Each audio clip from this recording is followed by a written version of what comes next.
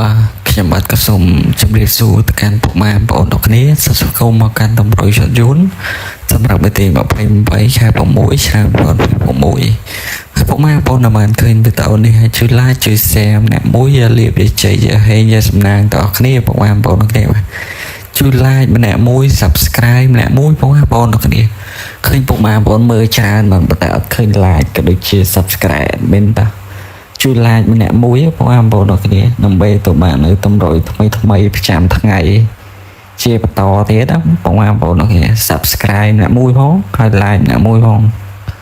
បាទ subscribe បានមួយខែ view admin មានក្របល្អជូនដល់បងប្អូនទាំងគ្នាមកក្របបាទបុកចំតែម្ដងតោះ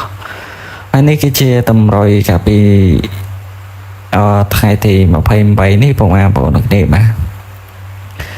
សម្រាប់ក្របអុកខ្ទង់បាទលេអូបាទយើងមានអុកពីរខ្ទង់បងប្អូនទាំងគ្នាជាងអុកខ្ទង់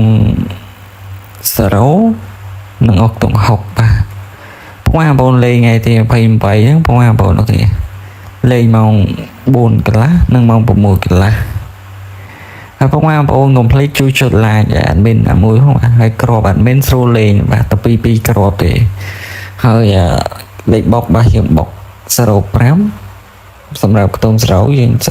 05ហើយសម្រាប់ខ្ទង់6យើង66បងប្អូនអាចលេងបានម៉ោង4កន្លះក៏ដូចជាម៉ោង6កន្លះហើយក្របធំកូនយើងមានមួយក្របយើងមានមួយក្របហ្នឹងយើងដកស្រង់ពីលេខតូចបាទគឺ5 6គុណហើយវីដេអូហ្នឹងadminក៏សូមបញ្ចប់តែប៉ុណ្ណឹងហើយជូនពរបងប្អូនទាំងគ្នាជួបតែសម្រាប់ល្អដល់គ្នាត្រូវដល់គ្នាណាបងប្អូនទាំងគ្នា